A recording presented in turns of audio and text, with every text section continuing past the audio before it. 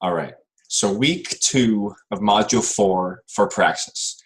So with this week, we're moving past why philosophy matters, and we're getting into critical thinking and how to avoid the logical fallacies that are often found within logical reasoning. So this was a series of 8 lectures given by Dr. Sadler, and these were some very, very helpful lectures. Before I went into this, I'd already known, I guess you could say, we'd already gone over the logical fallacies back in English class of my high school. So it wasn't that long ago, but it's been a few years since I last went over some of this stuff. I was already, like I said, familiar with a lot of the logical fallacies, but I don't think I've taken the time yet before these lectures to flesh out, like piece by piece, what an argument or what a debate actually consists of. So like Dr. Sadler explained in his lecture, it basically has 3 components to it. For the foundation, for everything else you have, you need an issue. And an issue isn't a point of debate just yet. It's just, like I said, just the issue. So an example for an issue would be abortion. And there is no arguments that can take place just yet, because you're not making a claim of this issue yet. You're not stating that someone is pro-life or pro-choice. It's just the issue. But the next step is someone makes a claim. I believe that abortion should be legal before X amount of weeks. I believe that there should be no abortion whatsoever. So these are both claims of an issue. And there can be a multitude of different claims for each issue that you have. But hopefully, if someone's gonna make a claim, there's gonna be someone who maybe debates it for it. You know, why do you hold that belief? What is your argument? Is what they'll say. Well, here's the final component of a debate. So first, the issue. Someone makes a claim, and then to support that claim, they give an argument. And what an argument essentially is even more claims that are used to help support your initial claim. So your initial claim is going to be your conclusion, and then to help prop that up, to make it be more appealing to the other party, you use other claims. And hopefully the other side will see the logic in some of your other claims, and they'll come around. That's the idea anyway. But the problem starts whenever you start talking about logical fallacies, because these are essentially bad arguments, or they're not arguments at all, maybe. So he did 6 different lectures about logical fallacies, and he hashed out a lot of different fallacies, and I don't have time to go through them all. I'll go through a few of them, just what I have time for. So the most popular one that I think he said was ad hominem. And ad hominem is whenever one party attacks the characteristics of the other party as a person. So he attacks them personally instead of his argument. For an example of a type of ad hominem attack that he gave was at the time of this lecture, or at about the time of this lecture, the university that Dr. Sadler teaches at had recently chosen to raise their tuition. And so on the one side, maybe you have this student who doesn't want the tuition to be raised, and they want it to be lowered again.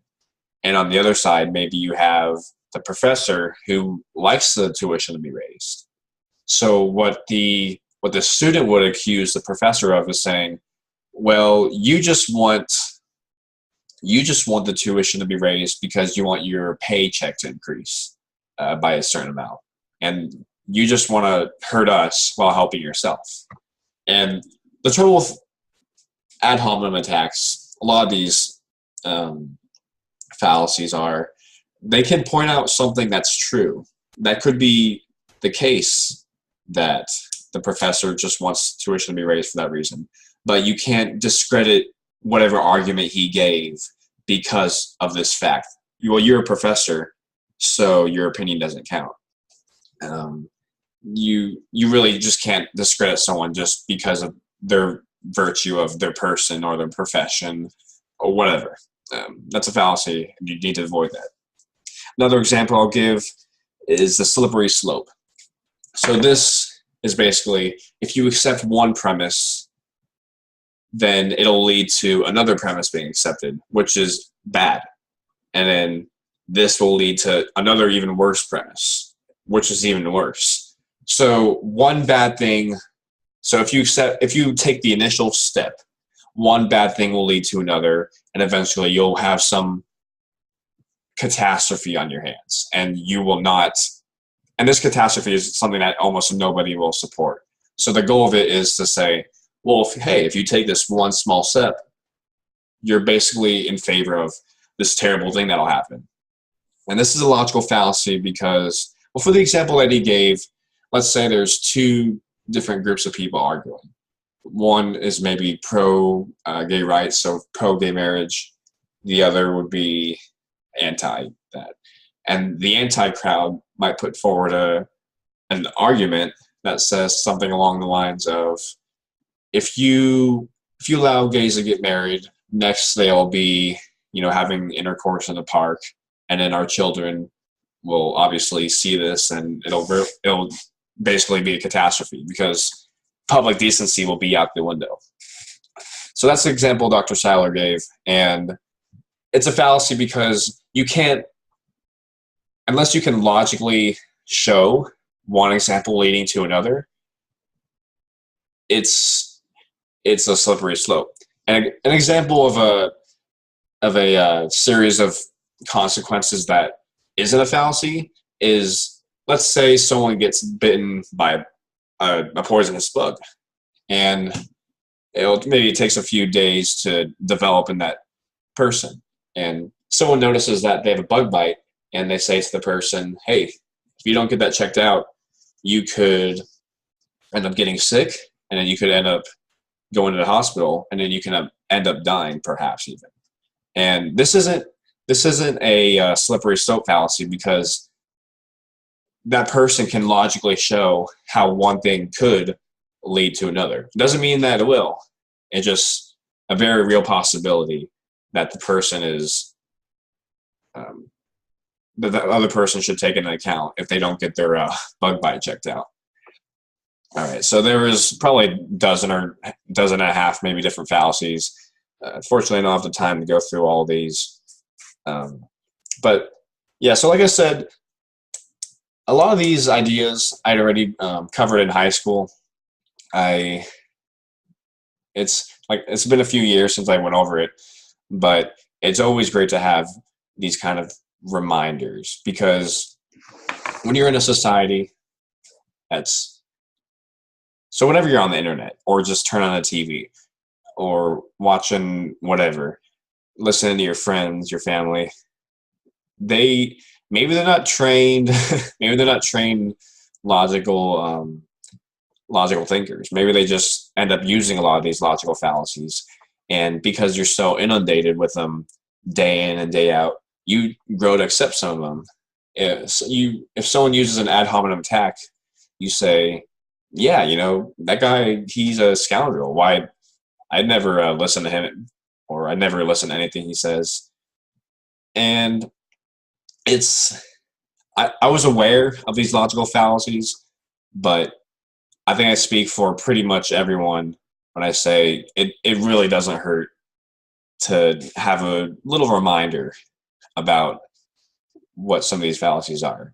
And I know for certain that whenever I'm talking about maybe my beliefs or certain claims I'll make in an argument, or whenever I'm listening to maybe some politician give a speech, I'll definitely be on the lookout a lot more for some of these logical fallacies. And it's not like I wasn't doing it before.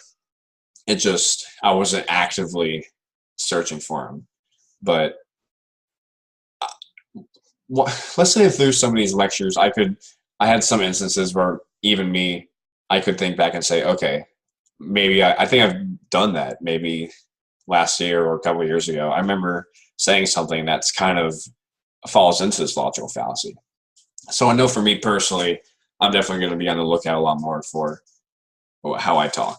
Um, yeah, I wouldn't say it fundamentally changed the way I look at the world. It it's already stuff that I was fairly familiar with. If someone perhaps weren't so on board with some of these fallacies, like maybe perhaps me even me, I I perhaps don't even see the slippery slope fallacy as a complete fallacy because I see how there are a ton of instances where while the other side might say, well, that's a slippery slope fallacy, the other side can say, well, it's really not because these things aren't in they're not unconnected. They're connected and it's definitely a possibility that they can happen. So I might be a little bit perhaps skeptical of slippery slope being a fallacy, but I understand why it's in there because sometimes people make some connections that aren't related at all, and you just say, "How the how the heck did you get A from B? You know, how did you how did you get to that?" But anyways, um, great great series of lectures, great reminder to have, just great everything, great week. I excited for the next week. And to anyone who hasn't come across these logical fallacies yet or understood the basic structure of an argument, I would definitely these series of lectures would hold a lot for them, and it'd be a game changing for them. Hopefully, if they're able to listen to it all. Well, right. So that's the end of my video. I'm gonna thank you guys for watching to the end, and I'll see you next week for week 3.